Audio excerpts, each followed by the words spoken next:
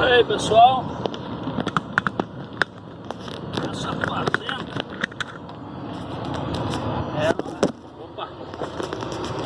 essa fazenda ela é muito grande,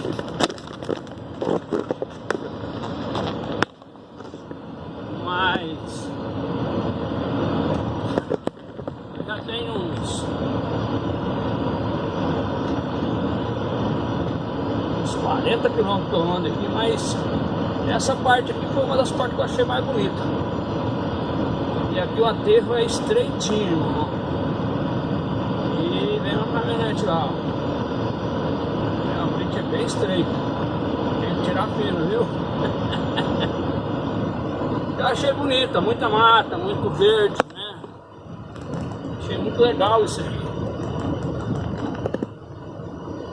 Então, como eu estava te falando, essa fazenda, Três Flechas, a agropecuária Lock, que não sei certeza, segundo informações, faz parte do pessoal dos MAG, né? E só poderia porque aqui é um investimento alto. Então, o cara tem que ter sido ministro da Agricultura, senão não aguenta não. Então é uma área bruta, mas pensa numa terra boa. Terra produtiva, olha aí a culturona que é.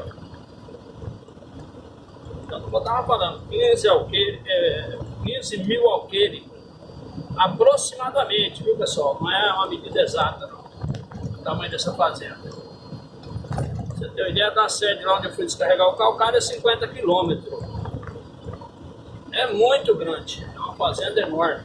E aqui tem um riozão aqui que parece ser bom de peixe também. Nós vamos passar em cima dele agora na ponte. Entendeu? Dizem que o nome desse rio é um tal de Rio Preto. Aí, uma pontona grande. Muito bacana aqui, ó. Bem feitinha a ponte. Aqui não é ponte para poceiro, não. Isso aqui é ponte de fazendeiro grande. Por falar em poceiro, dizem que essa fazenda, há um tempo atrás, ela era toda habitada em poceiro. Há muitos anos atrás, 80, por aí assim. Aí o grupo agropecuária Lock veio pra cá, sobrevoou a fazenda, olhou, não sei como que é, se é através de banco, se é através do governo federal, como que é, não sei. Só sei que eles encararam a parada aqui, ó. Então abrindo, olha que legal ali, ó, pessoal. Aí que tem a beirando da pista aí, ó, muito legal. Desse outro lado aqui.